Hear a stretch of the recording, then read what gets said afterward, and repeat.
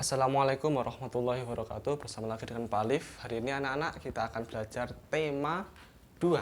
Yap, ini tema 2. Pembelajaran kedua, yaitu pertama tentang PJOK ya. Babnya latihan menggantung. Di sini ada gambar latihan menggantung. Kita baca bersama-sama ya. Oke. Perhatikan cara menggantung berikut.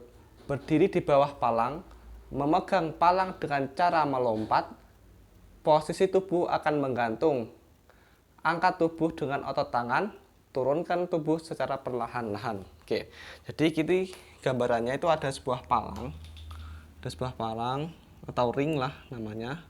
Palang. Nah, ini ya. Di sini ada sebuah semacam besi lah, besi. Kemudian orangnya itu tangannya di atas sini, tangannya. Nah, ini orangnya ini.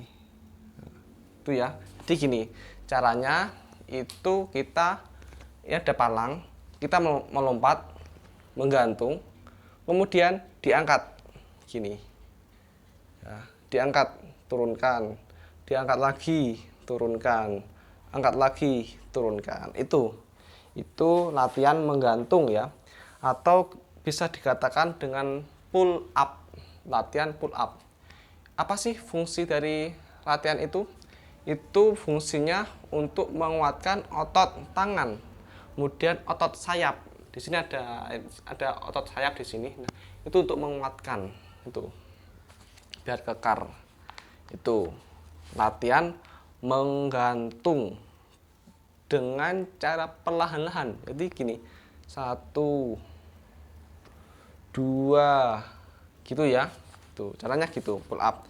Lanjut kita ke bahasa Indonesia. Benda padat. Ini ada benda padat di sini ya. Banyak sekali benda padat yang ada di kelasmu. Dapatkah kamu menyebutnya? Papan tulis, penghapus, spidol, kapur tulis, buku, pensil, meja, dan kursi merupakan contoh benda padat. Perhatikan gambar berikut. Nah, di sini ada gambarnya. Ya.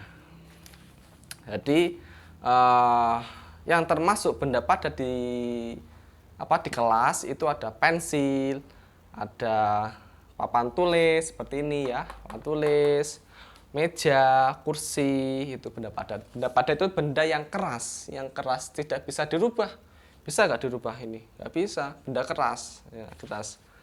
Nah, lanjut pensil. Nah, pensil dipindah dari lantai ke mangkok, kemudian pensil dipindah dari mangkok ke gelas, namun bentuk pensil tidak berubah, ukuran pensil juga tidak berubah, walau dipindah di tempat manapun, bentuk dan ukuran pensil tetap. Pensil adalah benda padat. Nah, pensil ketika dimasukkan ke dalam gelas, ini ya, di sini gelas ada pensil.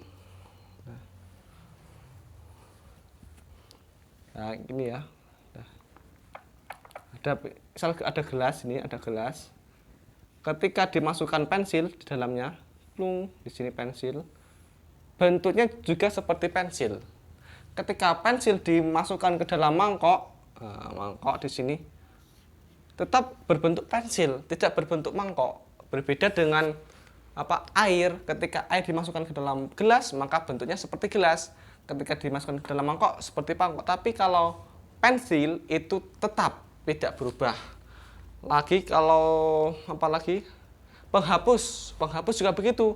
Penghapus ketika dimasukkan ke dalam gelas, mangkok dan sebagainya itu tetap berbentuk penghapus kotak ya gitu. Itu namanya benda padat. Oke, lanjut. PPKN, aturan bermain di rumah teman. Pak Alif bacakan ya. Bermain di rumah teman harus menaati aturan. Contoh aturan bermain di rumah teman. Pertama, menjaga kebersihan. Kedua, bersikap dengan sopan. 3, mengucap salam jika bertemu orang tua teman. 4, berkata dengan sopan. 5, tidak membuat keributan. Itu aturan bermain di rumah teman ya. Jadi ketika kalian bermain di rumah teman, Semisal kalian bermain di rumah Rudi atau tok tok tok assalamualaikum Rudi mas, kemudian kalian masuk ke dalam rumah Rudi. Nah, itu ada aturannya. Pertama tadi menjaga kebersihan. Kalian tidak boleh semena-mena ketika masuk di rumah orang lain itu membuang sampah di sembarangan ketika makan, kemudian dibuang begitu saja, nggak boleh ya. Harus menjaga kebersihan, pertama. Kedua, bersikap dengan sopan. Ketika ada orangnya atau teman kalian di dalam rumah itu atau orang tua teman kalian itu, kalian harus bersikap sopan. Nggak boleh kalian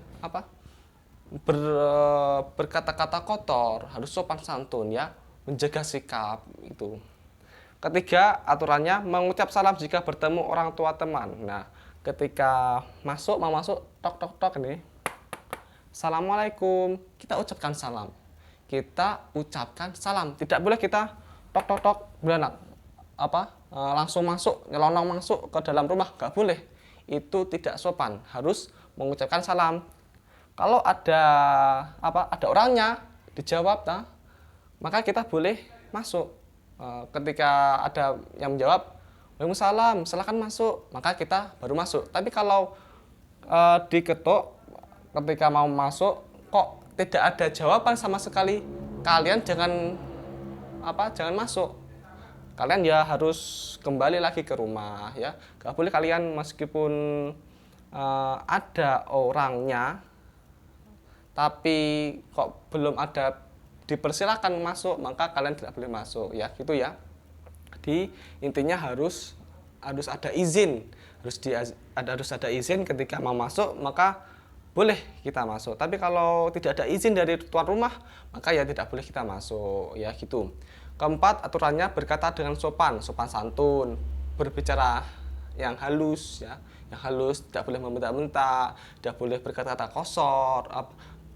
kotor atau berkata yang bisa menyinggung perasaan orang lain, itu tidak boleh.